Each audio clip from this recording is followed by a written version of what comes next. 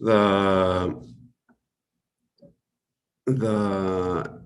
Parsha this week, Tisa, is a Parsha, third to last Parsha in the book of Shemais, and it's sandwiched between Teruma and Tetzaveh, which are the previous two Torah portions, with the theme of the Mishkan, the instructions for building the Mishkan, and in last week's Torah portion, the instructions for the garments of the Kohanim and Aaron, the Kohen Gadol, and in the continuation of the Mizbeach, some more details about the construction of the Mishkan.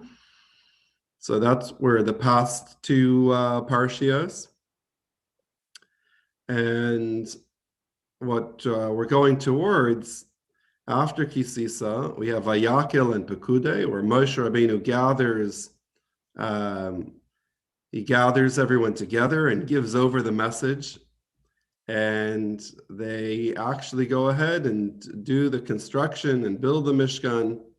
And we have a little bit of a repetition in when they're actually building it.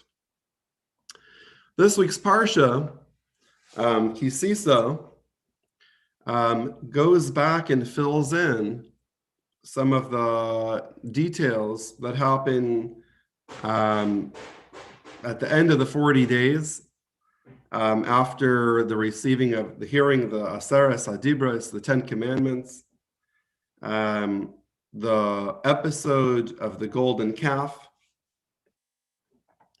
and the aftermath of the sin of the golden calf, the pleading. Moshe Rabbeinu asks for forgiveness, and then Hashem offers the forgiveness, and Moshe Rabbeinu goes up again for the second set of luchos.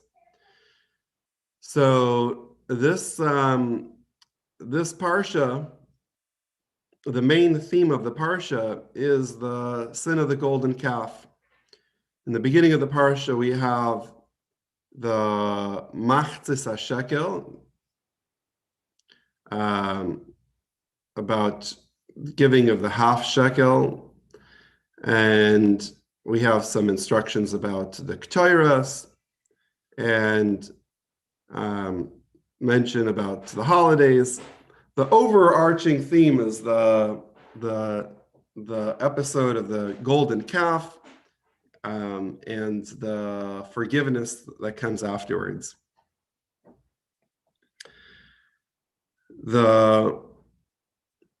There are commentators that explain that the machzis hashekel, the half shekel, was an atonement for the golden calf. So the half shekel in the beginning of the parsha is also connected to the sin of the golden calf as an atonement. And in the introduction of this mitzvah, Hashem says to Moshe, this is what they should give. They should give the half shekel, and it's introduced with this. Now, in Hebrew, zeh yitnu. This is what they should give. When do you say this? This you say when you're pointing to something. When there's something that you can point at and say this. If you're just describing something, then you can't say this is what you should give, because you don't see what you're referring to.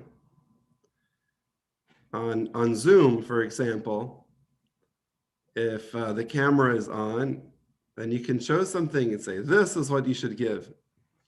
But if it was just a phone call, just audio with the cameras off, then you can describe, you don't say this. So Rashi comments and says that Hashem, why does it say this? Because Hashem showed Moshe the half shekel. He didn't just tell him that they should give a half shekel. He showed him a half shekel. And in more context, the Rashi quotes from the Talmud that Moshe had trouble understanding how this works. This instructions about the half shekel, and Hashem showed Moshe a half shekel of fire, and he showed him this is what they should give as an atonement.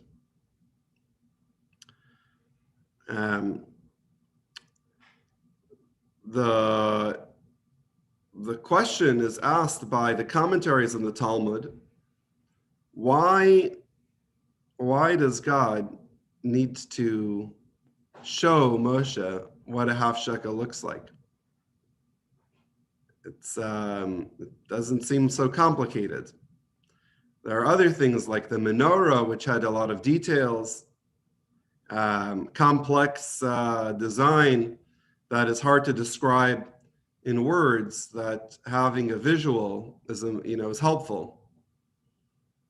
But a half shekel seems straightforward. It's money that everybody has in their pockets. You take a half shekel and that you give a half shekel. What's so complicated that Hashem says this is what they should give and has to show him a half shekel? So earlier this week, I learned a lengthy talk of the Rebbe about this point, in answering and addressing this question. But I'll just give you the conclusion of that long talk from the Rebbe, was that Moshe Rabbeinu's issue wasn't what does a half shekel look like, but how can giving money, a half shekel, a standard amount of money, which is not even necessary to give it out of the generosity of the heart, but just the physical action of giving the half shekel, how can that be a atonement? How can that be an atonement for the sin of the golden calf?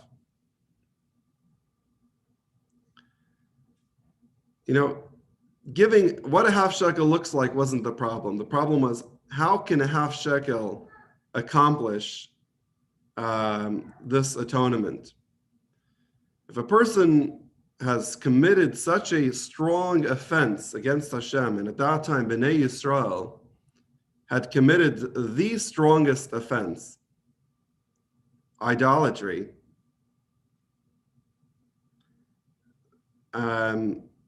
how can giving a standard half shekel, which is just a physical action, it doesn't have to be done with a prescribed kavana, it doesn't even have to be done willingly. The halacha is that the half shekel, if somebody doesn't want to give it, the courts can appoint somebody to collect it by force. To accomplish forgiveness for something such a great, problem like the sin of the golden calf, how does the half shekel accomplish this? So, to address this problem or this challenge, God pulls out a half shekel, and the way that the Talmud describes it is a half shekel of fire. A half shekel of fire from underneath God's throne. So God takes out a half shekel, a fiery half shekel from under his throne, and shows that to Moshe Rabbeinu and says, this is what they should give. So what does that mean? A half shekel of fire from under God's throne? So the Rebbe explains that this expression underneath God's throne is an expression that's also used for describing the source of the souls of Israel. The Jewish soul is taken from where? From under God's throne. That expression of being taken from under God's throne is used also for the souls of Israel. And when God takes a half shekel of fire from under his throne, what that represents is that we have a connection with Hashem that is an essential connection that can't be cut, that can't be severed. And the half shekel, the action of giving the half shekel, even if it's done just as a simple action, is effective, not because a half shekel is such a great amount of money, or because it's being done with such great kavana, but because it's a mitzvah.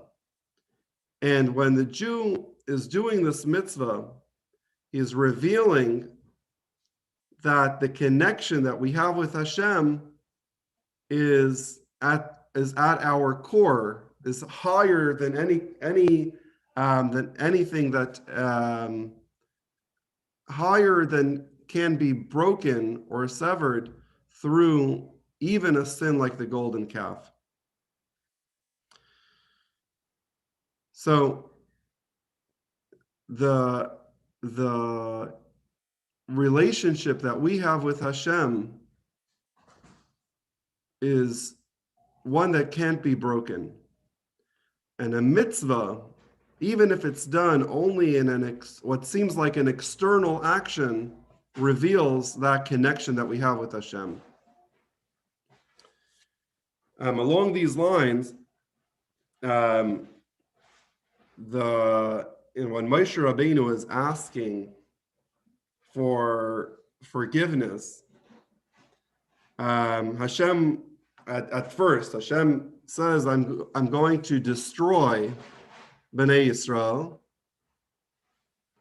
I'm going to destroy them, and kill them off, and I'll start a new nation from you." And Moshe Rabbeinu says, "Absolutely not. If you do that, then erase me from your Torah.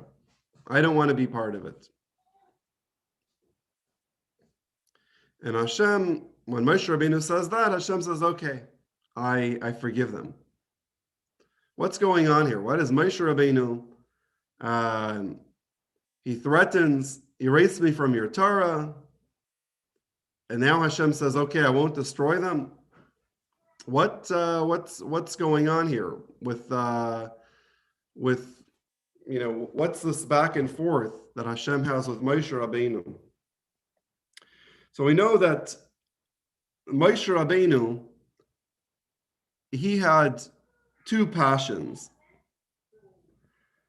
Moshe Rabbeinu is strongly associated with the Torah. The Torah is called Torah's Moshe. The prophets refer to the Torah as the Torah of Moses, or as it's called in English, the 5 books of Moses. The Torah is strongly associated with Moshe. Moshe's whole life, Moshe's whole identity is bound up with the Torah. Moshe is also referred to as the head of Bnei Yisrael, and not only the head, but that Moshe is Israel and Israel is Moshe. Moshe's connection with the Jewish people is also inseparable. But which one is stronger? Moshe's connection with the Torah or Moshe's connection with Israel? So Moshe Moshe Rabbeinu says is, he says to Hashem, if you are going to destroy Bnei Yisrael, then get rid of me. Take me out of your Torah. My relationship, in other words, he's saying, my relationship with Israel, with Bnei Yisrael, with the Jewish people, is stronger than my relationship with Torah. So if you have to get rid of Bnei Yisrael, get rid of me. Now, what happens when Moshe Rabbeinu says such a statement, that if you want to get rid of, if you're going to kill Bnei Yisrael, then take me out of your Torah? Why does God now change the plan and say, okay, I won't destroy them? Because when Moshe Rabbeinu highlights that his relationship with Bnei Yisrael is even deeper than his relationship with Torah, this reveals also how, for God's relationship with Bnei Yisrael is deeper than his relationship with the Torah. In other words, despite the fact that we didn't follow the Torah, our relationship with God remains and is stronger. Like a child, and this is my prop here for the point that I'm trying to make. Right, that's why you came to help to teach. The relationship of a father and daughter, that even if she's making him dirty with all kinds of sticky things, and she's misbehaving, and she's interrupting, and she's doing all kinds of things that the father doesn't approve of. But at the end of the day, the father says, my relationship with you is not because of your behavior, that you're so well behaved, and that's why I like you, and that's why I love you. That's not what it's all about, that because you behave nicely, that's why I love you, and if you misbehave, then I don't love you anymore. Of course, I tell my child to behave nicely and to do what the child is supposed to do. But even if the child behaves in a way that is completely opposite of what I want from the child, there is a deeper connection, an essential connection that a parent has with the child. And therefore, that's where forgiveness comes from. And that's where the forgiveness for the sin of the golden calf comes from. Yes, we messed up. Just after hearing the 10 commandments, with the commandments not to worship, not to create gods of gold, the very beginning of the 10 commandments, we didn't even have to remember the whole list, just remember the first ones. And right away, 40 days later, we're violating it. So where does the forgiveness come from? It comes from the revelation that we really are connected to Hashem, essentially, at our essence, is connected to Hashem. And this idea was revealed through Moshe's insisting, if you don't forgive them, then take me out of the Torah, because my relationship is with Bnei Yisrael on a stronger level than it is with the Torah. So Hashem says yes, and my relationship with Bnei Yisrael is also deeper than whether they fulfill the mitzvahs or not. This theme is really a theme that we highlighted on Purim, We just celebrated Purim. On Purim, we also had a situation where we were not behaving the way that we should behave. And God says, you know what? You're not behaving the way you should. I'm going to hide from you. And Haman decrees that we should all be destroyed. The story of Purim, Haman's his complaint to Hashem is his complaint to Achashverosh. Haman says to Achashverosh, to the king, which also represents the prosecution, complaining to Hashem, that there's people that they don't behave the way they're supposed to. And I don't understand why you keep them around. You should get rid of them. And in the story of Purim, Achashverosh says, "Okay, you have a point." What does Mordechai do? Mordechai gathers Bnei Yisrael to reveal their commitment to Hashem, which is beyond reason, that even though they could have escaped the decree of Haman by assimilating, hiding that they're Jewish, they gathered together publicly to practice their Torah and mitzvahs in a way that is not rational, because it's going to get them in trouble. They'll be recognized as Jews and be killed. And this behavior of the Bnei Yisrael,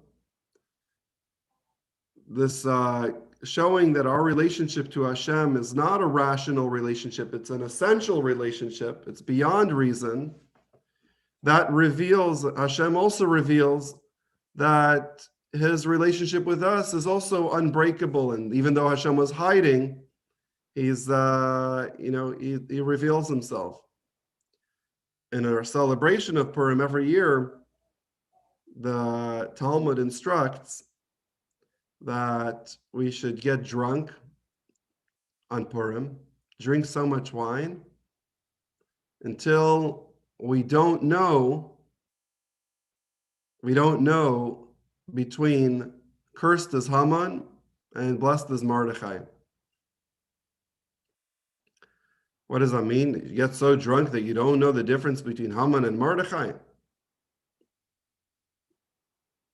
How can that be a way to celebrate Purim? That sounds like a terrible way to celebrate Purim. On Purim, you should know the difference between Haman and Mordechai.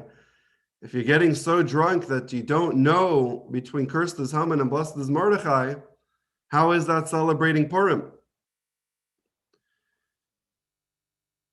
So the Rebbe explains that it's not that you shouldn't know that Haman is cursed and that Mordechai is blessed, but rather your commitment and your relationship with Hashem should be beyond the level of a rational understanding, that language of knowing, meaning the rational relationship and the rational understanding of Haman and Mordechai. Haman and Mordechai, cursed as Haman, represents the type of mitzvahs that are stay away from bad things, the things that we shouldn't do.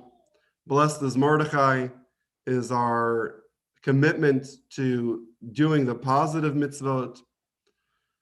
Not knowing between blessed as Haman and cursed as Haman and blessed as Mordechai is going beyond rational commitment. going to a commitment that's beyond making sense. Our commitment to God is beyond the specifics of this mitzvah or that mitzvah. This one I relate to, this one I understand. We all have some mitzvahs that we're careful about, and other mitzvahs that we're not as careful with. And that's the rational differentiation. This mitzvah I recognize as a very important mitzvah. I'm really trying to do this one. Another one, there's a difference between mitzvahs. The celebration of Purim is to reach a level where we're so focused on the essential relationship that we have with Hashem, that regardless of what it demands from us, whether it's this mitzvah, a different mitzvah, to do positive, to stay away from negative, it's all the same, because we're beyond reason and beyond the making sense. It's a commitment that's beyond logic. And this is really what our celebrating Purim is all about. Purim, the name Purim, is lots. Lots represent that which is beyond logic. If you're using logic, then you decide based on reason what the best outcome should be. Rolling dice or throwing lots is going away from calculations and away from reason. So the holiday of Purim is the holiday where we demonstrate our relationship to Hashem beyond what makes sense. And in turn, Hashem showed us the miracles of Purim, that his commitment to us is also an essential commitment that can't be broken. And this experience of the golden calf was a very, very formative experience in our history. The giving of the Torah, the Ten Commandments, a very formative experience. But the sin of the golden calf and the repairing of the relationship after the sin of the golden calf was a very essential part of the formation of Bnei Yisrael.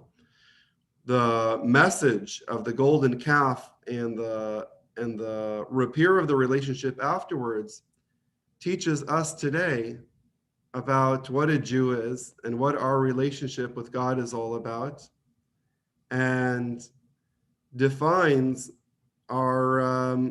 defines what the connection is. Just like it did then, that lesson that we have from the golden calf is that a Jew, regardless of the external behavior and the external experience,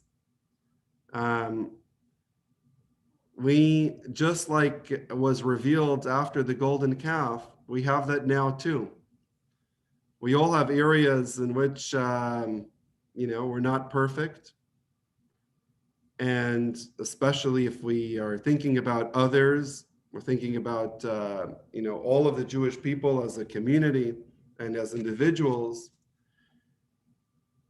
The way that God sees Bnei Yisrael is as an essential connection, an essential relationship, like a father and a son, a parent and a child, that regardless of what the behavior is, the relationship, the essential relationship is there.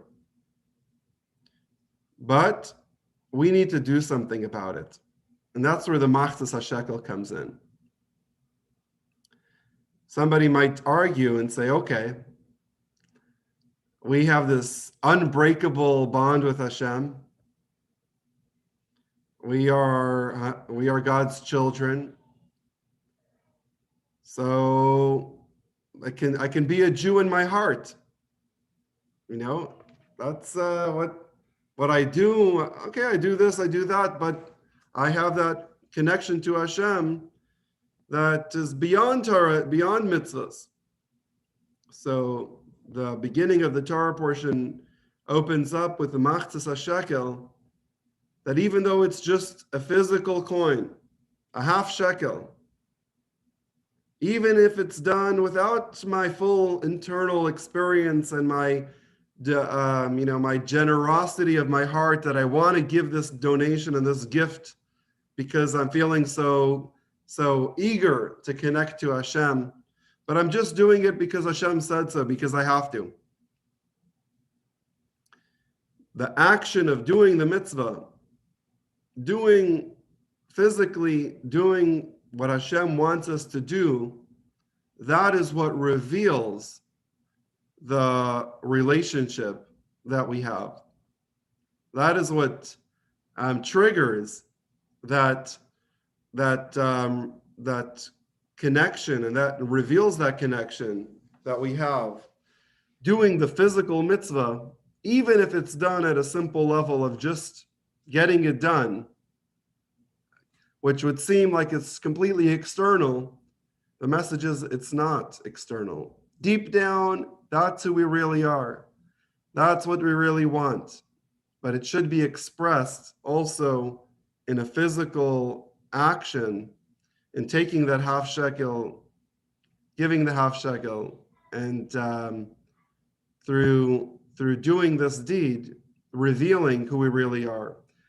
In the story of Purim also, you had the decree, God's presence was hidden, and it took Mordechai gathering everyone together and revealing that essential connection that we have to have that decree broken and have Hashem's relationship with us revealed.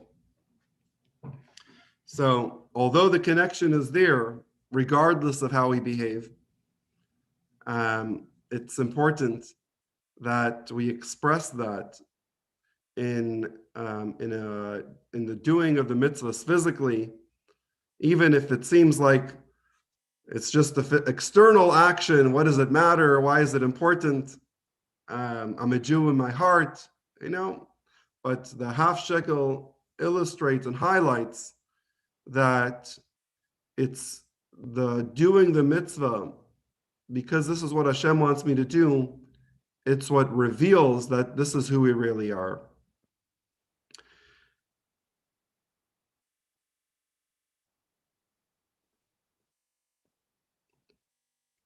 Any questions or comments?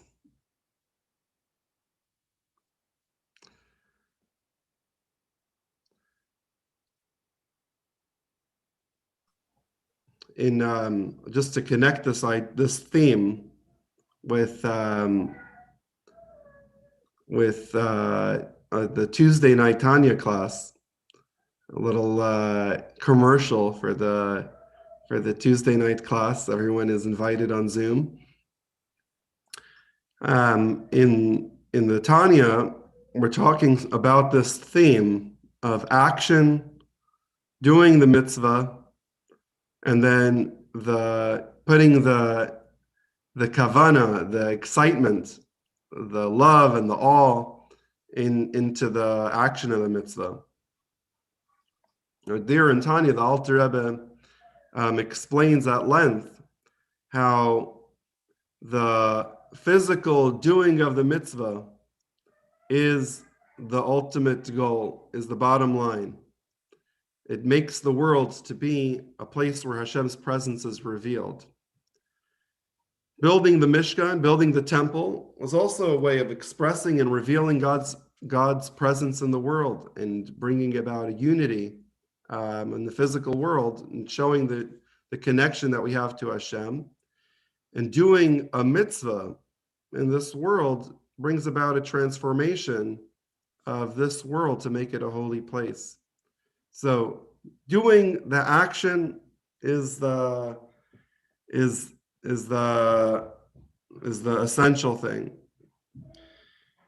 That said, the ultimate way to do a mitzvah is to make it a coin of fire, to make it not just a half shekel that's a material piece of action that you just do, but to make it a fiery half shekel, one that's imbued with a passion, with awe of Hashem, with love and desire to connect to Hashem.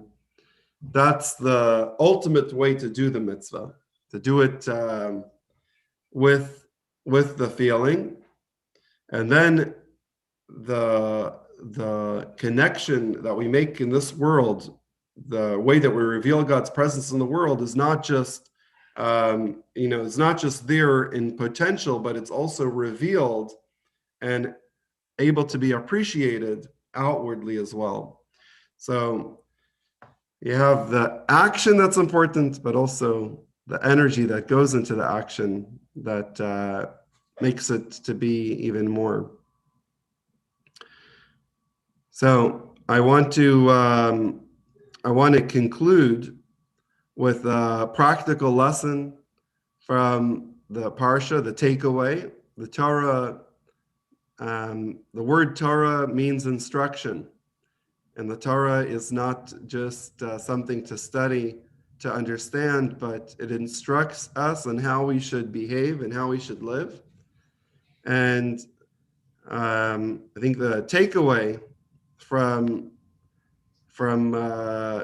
this Parsha is firstly recognizing that as deep down, as far down as we've gone, we are always connected.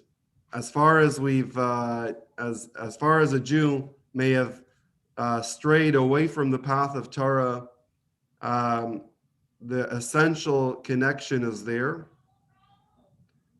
Can't get worse than the golden calf, than idol worship. It's as low as it gets, and despite that, we remain connected to Hashem. And then what to do about it? Practical steps going to repair the relationship is to do a mitzvah. One might say, I'm not feeling like doing the mitzvah. I first have to understand the mitzvah, connect rationally, intellectually to the mitzvah. It has to make sense to me. And then I can decide whether to do the mitzvah or not, to commit to it or not. And this Parsha comes along and says, our relationship with Hashem is a relationship that's beyond intellectual, logical relationship. And the way that we express that is the kind of relationship we have, is by going and doing a mitzvah. Even if I'm doing it without appreciating the significance of it intellectually and my reason, I don't understand the purpose of the mitzvah, but actually doing a mitzvah in action is how we demonstrate that that our relationship to Hashem is essential, that it's beyond reason. Just do it. So, l'chaim.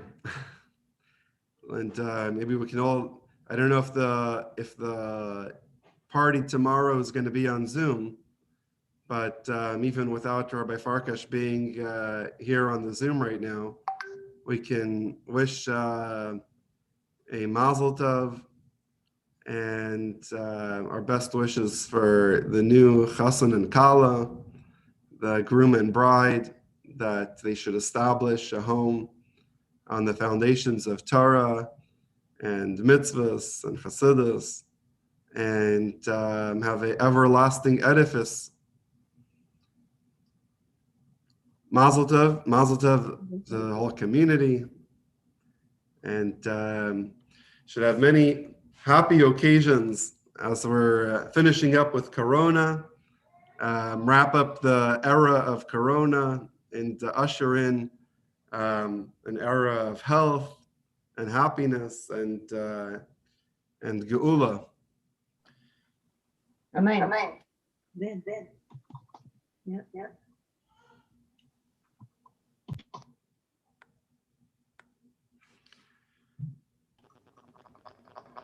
Everyone is welcome to Shmooze. I reminded of the story that Rabbi Farka shared a few times about the rabbi who, he locked the shul. He didn't want people coming early and wasting time and talking. The shul is just for davening, so he locked the door, right? So the Zoom is also not only for learning. After the learning, also can stick around just to schmooze and to catch up. And,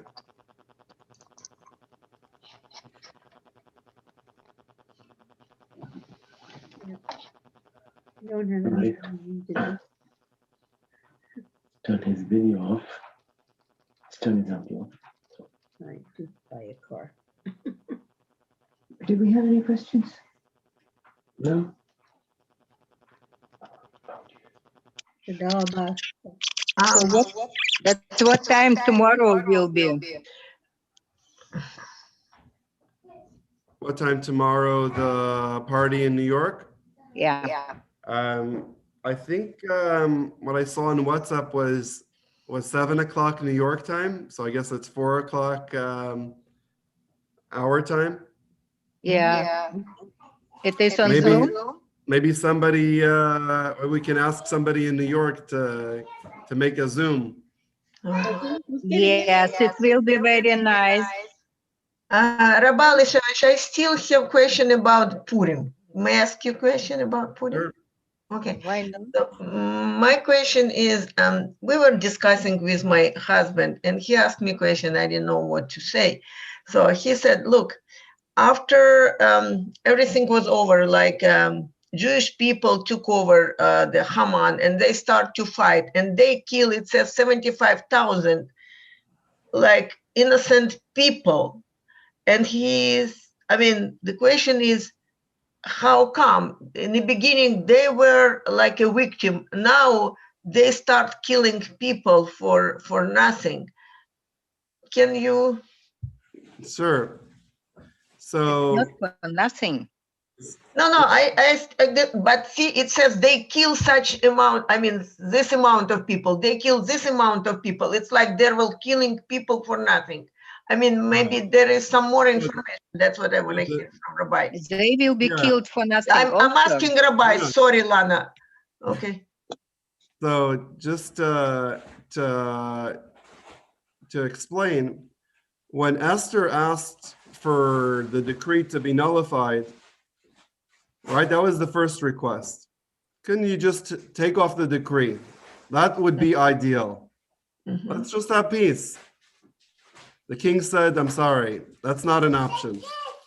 I can't take back the decree. So the king says, I can't take back the decree. The decree was that everybody has a right to kill the Jews. Whoever wants, everybody can kill men, women, and children. So you want to have a candy? Okay. So the decree couldn't be taken away. What was the next best option? So the king says, you write whatever you want to write, and make a decree that goes on top of the first decree. So what was the second decree? The second decree was that the Jews have the right to defend themselves. Defend them, yes. And to kill those who want to kill them. Mm-hmm. So those who want to kill us, we have the right to defend ourselves by killing them. So the self-defense was the decree. if the original decree could be taken away, that would be ideal. There's no permission to kill the Jews, and the Jews don't need to use their rights to self-defense. But because Okay. the first decree wasn't taken away, the enemies of the Jews still technically had the right, the permission legally to go and kill the Jews. So there wasn't an option, just stay home and relax, sit down on the couch and ignore what's going on. If they would sit down on the couch, the people who want to go and kill the Jews, they still have the right. They can still go and kill the Jews. Uh-huh. The only thing that changed was that they have permission to defend themselves. So I think the idea that they killed 75,000 people in the empire is that there were 75,000 people that expressed a desire to go and kill the Jews, and they wanted to actually go and do it because they had the license to kill. They wanted to go and do it.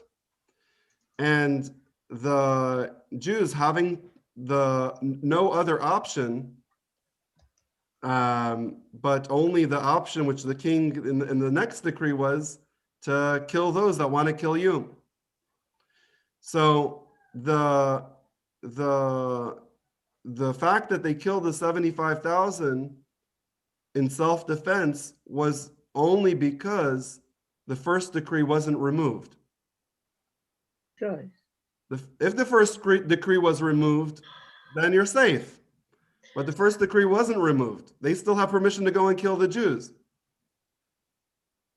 So there is no evidence in the Torah, but there was like a battle between groups. So it's just Talmud saying that, the Jews was not initiated this mass murder, let's say so. No. So it's not from any commentary, just reading the story without any explanations, without any, the simple story. There's the decree, the first decree that wasn't taken away.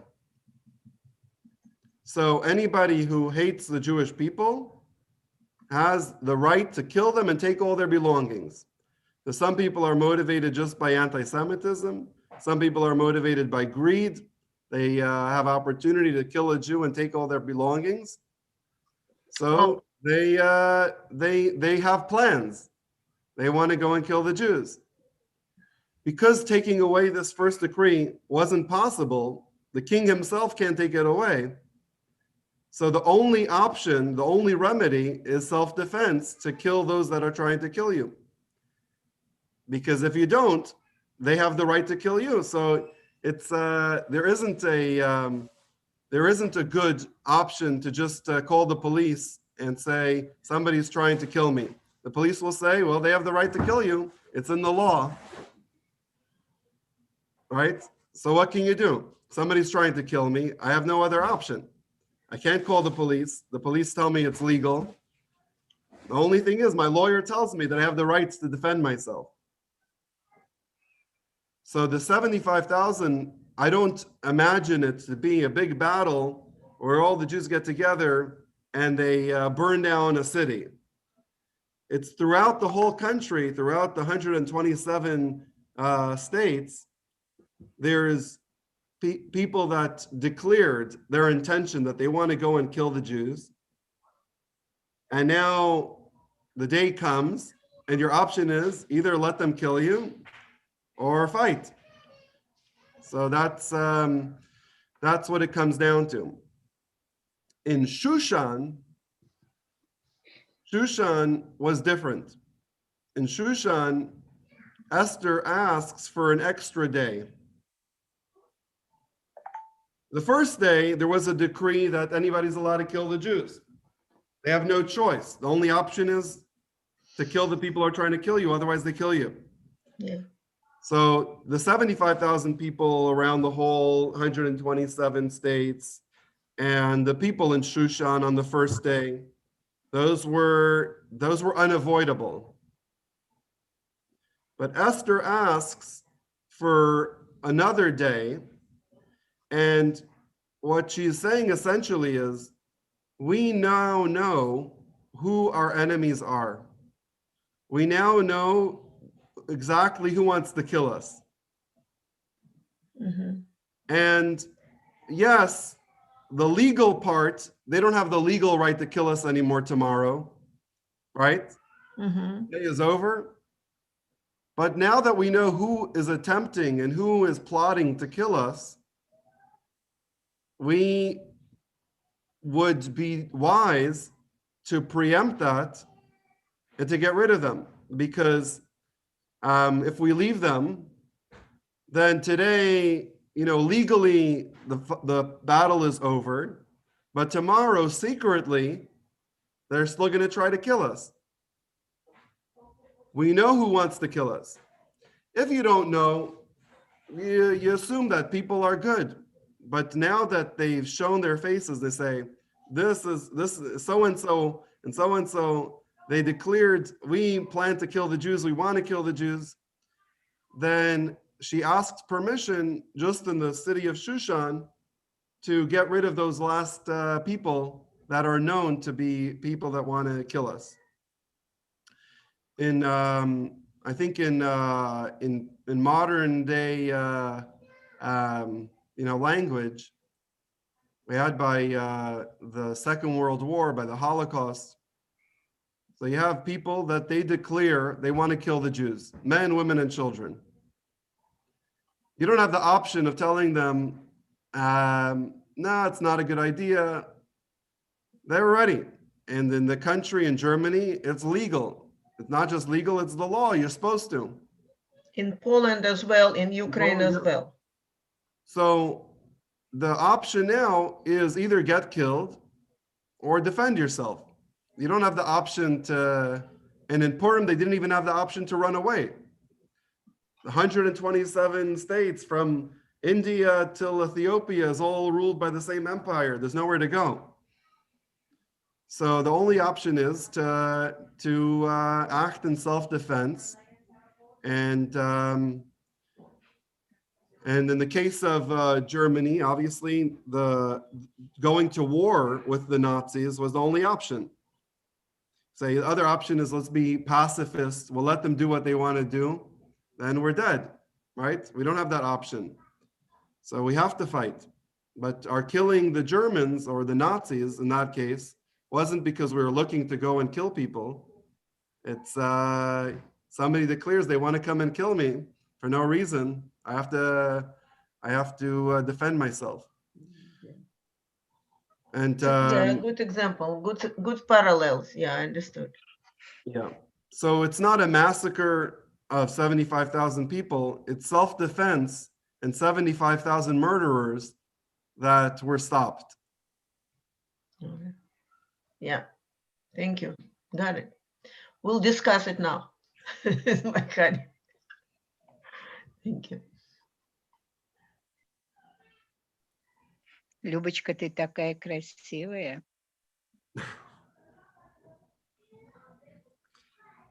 All right, I'm gonna go. I'll Thank you, have thank a you, thank you. wonderful rest of the evening, and Mazel Tov, everyone. Thank For you, you, Rabbi. Да, thank you. Света, я с тобой разговаривала, у меня был выключен. Who's getting married? Who's getting married tomorrow? Rabbi's son. Our rabbi? Rabbi's son, not married, engaged. And Oh, in New York? yes, Is a New York girl?